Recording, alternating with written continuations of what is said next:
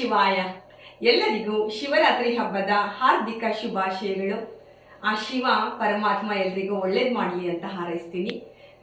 ಬನ್ನಿ, ಶಿವರಾತ್ರಿ ಹಬ್ಬಕ್ಕೋಸ್ಕರ ಶಿವನಿಗೆ ಪ್ರಿಯವಾದ ತಂಬಿಟ್ಟು ಮಾಡೋದು ಹೇಗೆ ಅಂತ ನೋಡೋಣ. ಬನ್ನಿ. ತಂಬಿಟ್ಟು ಮಾಡಲಿಕ್ಕೆ ನಾನು ಯಾವ್ಯಾವ ವಸ್ತುಗಳನ್ನು ತಗೊಂಡಿದ್ದೀನಿ ಅಂತಂದರೆ, ಮುಖ್ಯವಾಗಿ ಶೇಂಗಾ, ನೆಕ್ಸ್ಟು ಪುಟಾಣಿ ಎಷ್ಟು ತೊಗೊಂಡಿದ್ದೀನೋ ಅದು 2 ಪಟ್ಟು ಶೇಂಗಾ ತೊಗೊಂಡಿದ್ದೀನಿ, ಕಡಲೆ ಬೀಜನ. ಆಮೇಲೆ ಬೆಲ್ಲ, ಕೊಬ್ಬರಿ, ಹಾಗೆ ಇದರಲ್ಲಿ ಸೋಂಪು, ಹಾಗೆ ಒಂದು 7-8 ಏಲಕ್ಕಿ ಇದೆ. ಸೊ ಇದು ಕೂಡ ಬೇಕು. ತಂಬಿಟ್ಟನ್ನು ಬೇರೆ ಬೇರೆ ಥರ ಎಲ್ಲ ಮಾಡ್ತಾರೆ. ಅಕ್ಕಿ ತಂಬಿಟ್ಟು ಕೂಡ ಮಾಡ್ತಾರೆ, ಅಕ್ಕಿ ತಮಟ ಅಂತ ಕರೀತಾರೆ ನಮ್ಮ ಕಡೆ. ಅಕ್ಕಿ ಎಲ್ಲ ತೊಗೊಂಡು ಹುರಿದು ಎಲ್ಲ ಮಾಡ್ತಕ್ಕಂಥದ್ದು, ಅದು ಒಂದು ರೀತಿ. ಸೊ ಈಗ ನಾನು ಇವತ್ತು ಮಾಡ್ತಾ ಇರೋದು ಪುಟಾಣಿ ಬಳಸ್ಕೊಂಡು ಮಾಡ್ತಾ ಇರ್ತಕ್ಕಂಥ ತಂಬಿಟ್ಟು. ಹಾಗಾಗಿ ಈ ತಂಬಿಟ್ಟು ಮಾಡೋದು ಹೇಗೆ ಅಂತ ನೋಡೋಣ. ಬನ್ನಿ. ತಮಟ ಮಾಡೋದಕ್ಕೆ ಫಸ್ಟು ಶೇಂಗಾನ ಹುರ್ಕೊಳ್ಳೋಣ.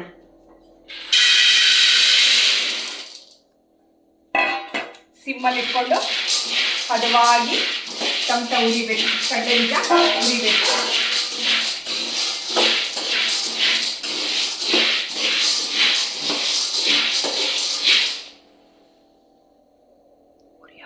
ಶಿವನಿಗೆ ಶೇಂಗಾ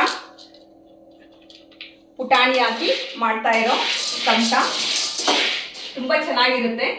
ಶಿವರಾತ್ರಿ ಹಬ್ಬಕ್ಕೆ ಈ ತಂಬಿಟ್ಟು ಬಹಳ ಇಂಪಾರ್ಟೆಂಟ್. ನಮ್ಮ ಕಡೆ ಎಲ್ಲ ತಂಬಿಟ್ಟು ಮಾಡೇನೆ ಶಿವರಾತ್ರಿ ಜಾಗರಣೆ ಮಾಡೋದು. ಉಪವಾಸಕ್ಕೆಲ್ಲ ತಂಬಿಟ್ಟು ಬೇಕೇ ಬೇಕು.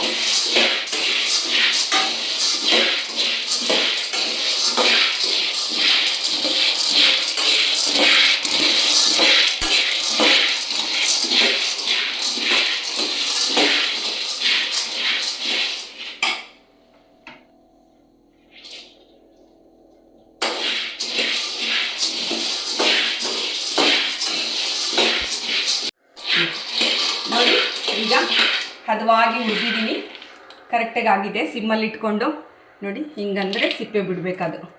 ಸೊ ಈ ಥರ ಸಿಪ್ಪೆ ಬಿಟ್ಟರೆ ಚೆನ್ನಾಗಾಗಿದ್ದಾವೆ ಅಂತ ನೋಡಿ. ಈಗ ಪಪ್ಪು ಎಲ್ಲ ಚೆನ್ನಾಗಿ ಬರ್ತಿದೆ ನೋಡಿ, ಶೇಂಗದ್ದೆಲ್ಲ. ಇದು ಸ್ವಲ್ಪ ತಣ್ಣಗಾಗಕ್ಕೆ ಬಿಟ್ಟರೆ ನೀಟಾಗಿ ಸಿಪ್ಪೆ ಎಲ್ಲ ಬಿಚ್ಕೊಳ್ಳುತ್ತದು. ಸೊ ಇಲ್ಲಿಗೆ ಈಗ ಕಡಲೆ ಬೀಜ ಹುರಿದಿದ್ದು ಸಾಕು ಮಾಡೋಣ. ಇದು ಸ್ವಲ್ಪ ಹಂಗೆ ತಣ್ಣಗಾಗಲಿಕ್ಕೆ ಸ್ವಲ್ಪ ಹೊತ್ತು ಬಿಡೋಣ. ಓಕೆ, ನೆಕ್ಸ್ಟ್ ಬೇರೆ ಕೆಲಸ ಮಾಡ್ಕೊಳ್ಳೋಣ.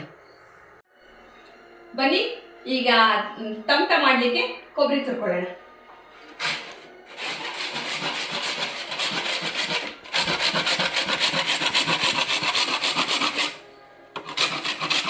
ಕೊಬ್ಬರಿನ ಇದು ಡೆಕೋರೇಷನ್ಗೆ ಹಾಕ್ಲಿಕ್ಕೆ ಸ್ವಲ್ಪ ಈ ಥರ ತುರ್ಕೊಳ್ಳೋಣ.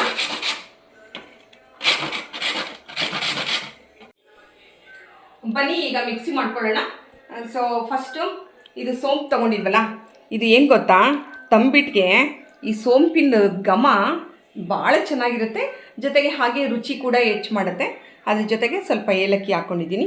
ಇವನ್ನ ಸ್ವಲ್ಪ ನೈಸಾಗೆ ಪೌಡ್ರ್ ಮಾಡ್ಕೊಳ್ಳೋಣ, ಮಿಕ್ಸಿಗೆ ಹಾಕ್ಕೊಳ್ಳೋಣ.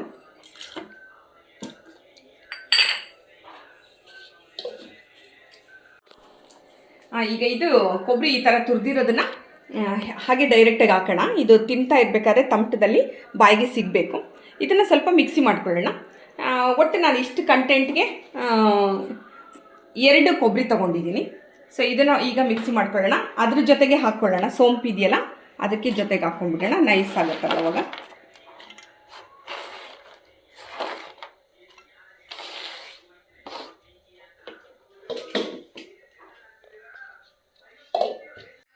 ಈಗ ಪುಟಾಣಿನೂ ಕೂಡ ಮಿಕ್ಸಿ ಮಾಡ್ಕೊಳ್ಳೋಣ. ಸ್ವಲ್ಪನೇ ಹಾಕ್ಕೊಂಡು ಮಾಡ್ಕೊಳ್ಳೋಣ. ಈಗ ಇದು ಮಿಕ್ಸಿ ಆಗಿದೆ. ತುಂಬ ನೈಸಾಗಿ ಆಗಬೇಕು ಅಂತೇನಿಲ್ಲ, ಅಥವಾ ಸ್ವಲ್ಪ ತರಿ ಇದ್ದರೂ ನಡೀತೈತೆ. ಓಕೆ, ಇದು ತಂಬಿಟ್ಟಲ್ಲಿ ಹೀಗೆ ಸ್ವಲ್ಪ ಹಿಂಗೆ ಒಂದೊಂದೇ ಸಿಗ್ತಾ ಇದ್ದರೆ ತಿನ್ನಲಿಕ್ಕೆ ಚೆನ್ನಾಗಿ ಅನಿಸುತ್ತೆ. ಹಾಗಾಗಿ ಇದನ್ನು ಸಹ ಮಿಕ್ಸಿ ಮಾಡ್ಕೊಂಡಿದ್ದೀನಿ. ಅದಕ್ಕೆ ಮಿಕ್ಸ್ ಮಾಡ್ಕೊಂಡ್ಬಿಡೋಣ ಅದನ್ನು.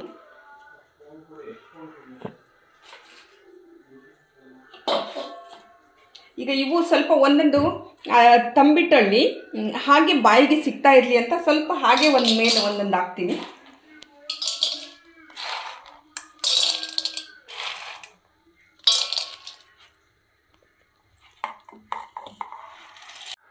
ಈಗ ಕಡಲೆ ಬೀಜನ ಪುಡಿ ಮಾಡ್ಕೊಳ್ಳೋಣ. ಮಿಕ್ಸಿಗೆ ಹಾಕ್ಬಿಟ್ಟು ಸ್ವಲ್ಪ ತರಿಯಾಗಿರಲಿ ಇದು.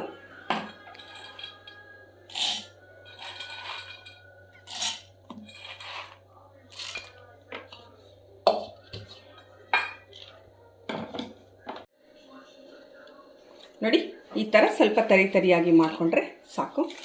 ಇದಕ್ಕೆ ಹಾಕ್ಕೊಂಡ್ಬಿಡೋಣ.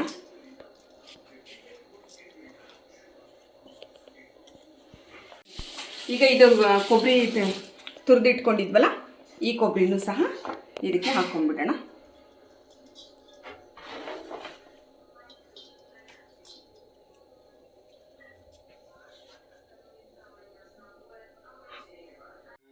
ಸ್ನೇಹಿತರೆ, ಶಿವರಾತ್ರಿ ಹಬ್ಬಕ್ಕೆ ನಾವು ಮಾಡೋ ಹುರಿಗಡಲೆ ತಮಟಕ್ಕೆ ಎಷ್ಟು ಸುಲಭವಾಗಿ ಪಾಕ ಮಾಡ್ಬೋದು ಅಂತಂದರೆ, ಇದಕ್ಕೆ ಒಂದೆಳೆ ಪಾಕ ಬರಬೇಕು, ಎರಡೆಳೆ ಪಾಕ ಬರಬೇಕು ಅಥವಾ ಗಟ್ಟಿ ಪಾಕ ಬರಬೇಕು ಅಂತೇನೂ ಇಲ್ಲ.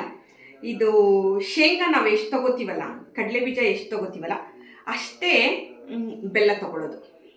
ಬೆಲ್ಲ ತೊಗೊಂಡ್ಬಿಟ್ಟು ಆ ಬೆಲ್ಲನ ಕರಗಿಸ್ಕೋಬೇಕು. ಒಂದು ಪಾತ್ರೆಯಲ್ಲಿ ಹಾಕ್ಕೊಂಡ್ಬಿಟ್ಟು ಅದಕ್ಕೆ ಸ್ವಲ್ಪ ಬೆಲ್ಲ ಒಂಚೂರು ಕರಗೋವಷ್ಟು, ಸ್ವಲ್ಪ ಒಂದು ಅರ್ಧ ಬೆಲ್ಲ ಮುಳುಗಬೇಕು, ಅಷ್ಟು ನೀರು ಹಾಕ್ಕೊಂಡ್ಬಿಟ್ರೆ ಸಾಕು. ಇಷ್ಟನ್ನು ಈಗ ಬೆಲ್ಲ ಕರಗೋವರೆಗೂ ನಾವು ಇದನ್ನು ಕಾಯಿಸೋಣ. ಕರಗ್ತಾ ಇದೆ. ಸೊ ಇನ್ನೊಂದು ಸ್ವಲ್ಪ ಕರಗಿದ್ರೆ ಆಯಿತು.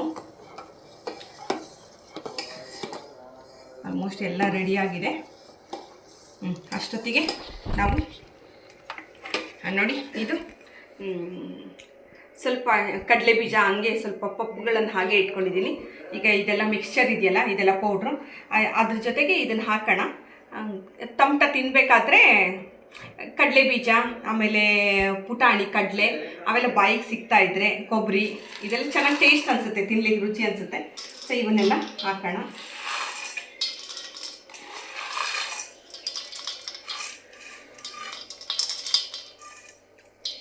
ಇದೆಲ್ಲ ರೆಡಿ ಆಗಿಬಿಟ್ಟಿದೆ. ಈಗ ಈ ಕಡೆ ಪಾಕ ಕೂಡ ರೆಡಿಯಾಗಿದೆ. ನೋಡಿ ಪಾಕ ರೆಡಿಯಾಗಿದೆ. ಜಾಸ್ತಿ ಇದು ಪಾಕ ಬರೋದು ಬೇಡ, ಇಲ್ಲಾಂದರೆ ಗಟ್ಟಿ ಆಗಿಬಿಡುತ್ತೆ. ಇಷ್ಟಾದರೆ ಸಾಕು. ಈಗ ಇದನ್ನು ಇದರೊಳಗೆ ಹಾಕ್ಕೊಂಡ್ಬಿಡೋಣ. ಅಷ್ಟೊತ್ತಿಗೆ ಈ ಪೌಡ್ರ್ ಮಿಕ್ಸ್ಚರ್ನ ಸ್ವಲ್ಪ ಮಿಕ್ಸ್ ಮಾಡ್ಕೊಂಡ್ಬಿಡೋಣ.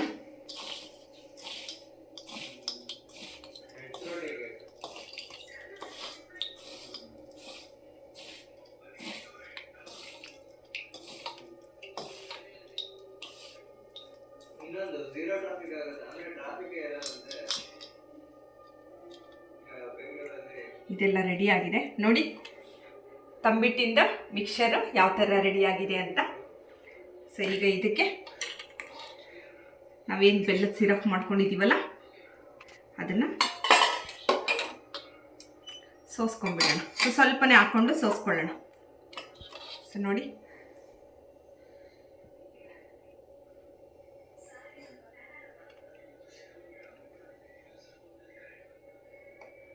ಒಂದೇ ಸಾರಿ ಅಷ್ಟು ಹಾಕ್ಕೊಳ್ಳೋದು ಬೇಡ.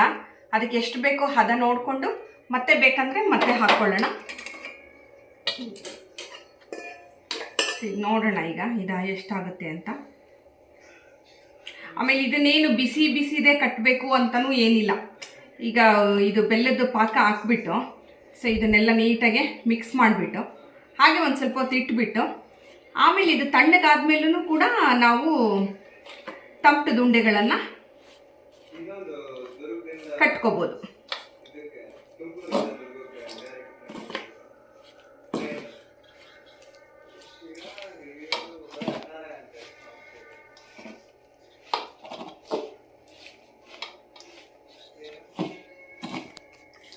ಬಹಳ ಸುಲಭ ಇದು ಮಾಡೋದು.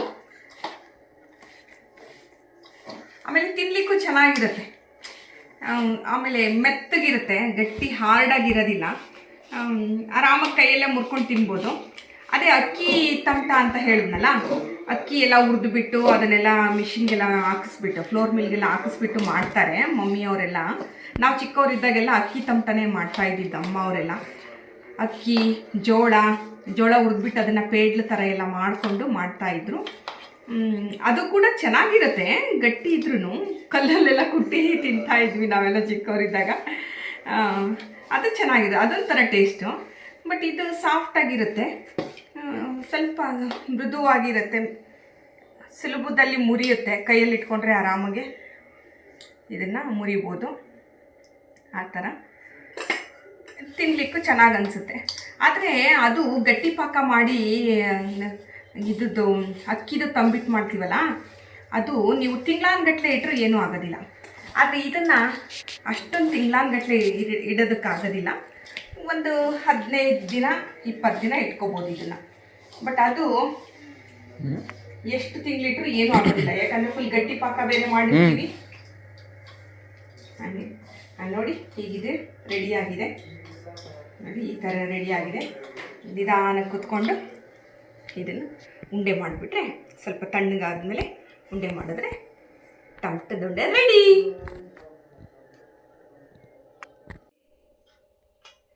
ನೋಡಿ ಈಗ ತಣ್ಣಗಾಗಿದೆ ನೋಡಿ, ಈ ಥರ ಎಲ್ಲ ಪಾಕ ಹಾಕಿದ್ನಲ್ವ, ಈಗ ಒಂದು ಸ್ವಲ್ಪ ಪರವಾಗಿಲ್ಲ, ತಣ್ಣಗಾಗಿದೆ. ಈಗ ಉಂಡೆ ಕಟ್ಟೋಣ. ನೀವು ಯಾರಾದರೂ ಶಿವರಾತ್ರಿ ಹಬ್ಬಕ್ಕೆ ಈ ಥರ ತಮಟ ಮಾಡ್ತಾ ಇದ್ದೀರಾ, ತಂಬಿಟ್ಟು ಉಂಡೆ ಕಟ್ತಾ ಇದ್ದೀರಾ ಹೇಳಿ ನನಗೂ. ಮತ್ತು ನೀವು ಯಾವ ಥರ ತಂಬಿಟ್ಟು ಮಾಡ್ತೀರಾ ಅಂತಲೂ ಹೇಳಿ. ಸೊ ನೋಡಿ ಇಷ್ಟೇ ನೋಡಿ. ಸೊ ಈ ಥರ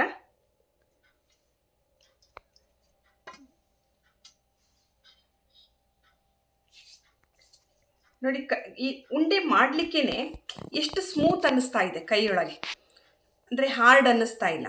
ತಿನ್ನಲಿಕ್ಕೂ ಅಷ್ಟೇ ಭಾಳ ರುಚಿಯಾಗಿರುತ್ತೆ, ಜೊತೆಗೆ ಭಾಳ ಸ್ಮೂತಾಗಿರುತ್ತೆ. 2 ಉಂಡೆ ತಿನ್ಬೋದು ಒಂದೊಂದು ಸಾರಿಗೆ. ಅದೇ ಅಕ್ಕಿ ಉಂಡೆ ಮತ್ತು ಅದಕ್ಕೆ ಪಾಕ ಗಟ್ಟಿ ಪಾಕ ಮಾಡ್ಕೋಬೇಕು. ಆ ಗಟ್ಟಿ ಪಾಕ ಮಾಡ್ಕೊಂಡಿದ್ದು ಉಂಡೆ ಅಷ್ಟು ಸುಲಭಕ್ಕೆ ಮುರಿಲಿಕ್ಕಾಗಲ್ಲ. ಕಲ್ಲು ತೊಗೊಂಡು ಕುಟ್ಟಿ ಆಮೇಲೆ ಅದನ್ನು ಪೀಸ್ ಮಾಡ್ಕೊಂಡು ತಿನ್ನಬೇಕು. ಬಟ್ ಅದರ ರುಚಿನೂ ಅಲ್ಟಿಮೇಟ್ ಆಗಿರುತ್ತೆ, ಚೆನ್ನಾಗಿರುತ್ತೆ. ಇದನ್ನು ಸಖತ್ತಾಗಿರುತ್ತೆ. ನೀವು ಮಾಡಿದ್ದೀರಾ ಶಿವರಾತ್ರಿ ಹಬ್ಬಕ್ಕೆ? ನಿಮ್ಮ ಕಡೆ ಎಲ್ಲ ಹೇಗೆ ಮಾಡ್ತೀರಾ ಶಿವರಾತ್ರಿ ಹಬ್ಬನ? ನಮ್ಮ ಕಡೆ ಶಿವರಾತ್ರಿ ಜಾಗರಣೆ, ಉಪವಾಸ ಅಂತಂದರೆ ಪಾನಕ, ಫಲಾರ, ಅದ್ರ ಜೊತೆಗೆ ಹಣ್ಣುಗಳೆಲ್ಲ ಇರುತ್ತೆ. ಅದಕ್ಕೆಲ್ಲದಕ್ಕಿಂತ ಹೆಚ್ಚಿಂದು ಮುಖ್ಯವಾಗಿ ತಮಟ, ತಂಬಿಟ್ಟಿನ ಉಂಡೆ ಇರಲೇಬೇಕು. ತಮಟದುಂಡೆ ಅಂತೀವಿ ನಮ್ಮ ಕಡೆ ಎಲ್ಲ, ಆ ತಮಟದುಂಡೆ ಇರಲೇಬೇಕು. ಹಾಗಾಗಿ ನಾನು ಸ್ವಲ್ಪ ಮಾಡ್ತಾಯಿದ್ದೀನಿ ನೋಡಿ.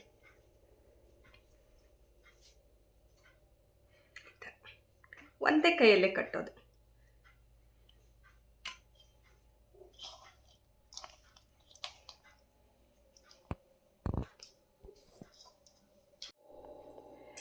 ನೋಡಿ ಫ್ರೆಂಡ್ಸ್, ಶಿವರಾತ್ರಿ ಹಬ್ಬಕ್ಕೆ ಶೇಂಗಾ ಬೀಜ, ಪುಟಾಣಿ ಅಂದರೆ ಹುರಿಗಡಲೆ ಹಾಕಿ ಮಾಡಿರ್ತಕ್ಕಂಥ, ಸುಲಭದಲ್ಲಿ ಮಾಡಿರ್ತಕ್ಕಂಥ ತಂಬಿಟ್ಟಿನ ಉಂಡೆಗಳು ರೆಡಿ. ಸೊ ಬೆಳಿಗ್ಗೆ ಶಿವರಾತ್ರಿ ಹಬ್ಬಕ್ಕೆ ಸ್ವಾಮಿ ಶಿವನಿಗೆ ಈ ಒಂದು ನೈವೇದ್ಯವನ್ನು ಭಕ್ತಿಪೂರ್ವಕವಾಗಿ ಅರ್ಪಿಸಿ ಶಿವರಾತ್ರಿ ಹಬ್ಬದ ಜಾಗರಣೆಯನ್ನು ಎಲ್ಲರೂ ಸೇರ್ಕೊಂಡು ಮಾಡೋಣ ಅಂತ ಹೇಳ್ತಾ, ಸೊ ಇದುವರೆಗೂ ಶೇಂಗಾ ಜೊತೆಗೆ ಹುರಿಗಡಲೆ ತಂಬಿಟ್ಟು ಹೇಗೆ ಮಾಡೋದು ಅಂತ ನೀವೆಲ್ಲ ನೋಡಿದ್ರಲ್ಲ. ಸೊ ಧನ್ಯವಾದಗಳು ನಿಮಗೆ. ಆ ಪರಮಶಿವ ಎಲ್ರಿಗೂ ಒಳ್ಳೆಯದನ್ನು ಮಾಡಲಿ ಅಂತ ಹಾರೈಸ್ತೀನಿ. ನಾನು ನಿಮ್ಮ ಪ್ರೀತಿಯ ಕನ್ನಡ ಕುವರಿ. ಧನ್ಯವಾದಗಳು.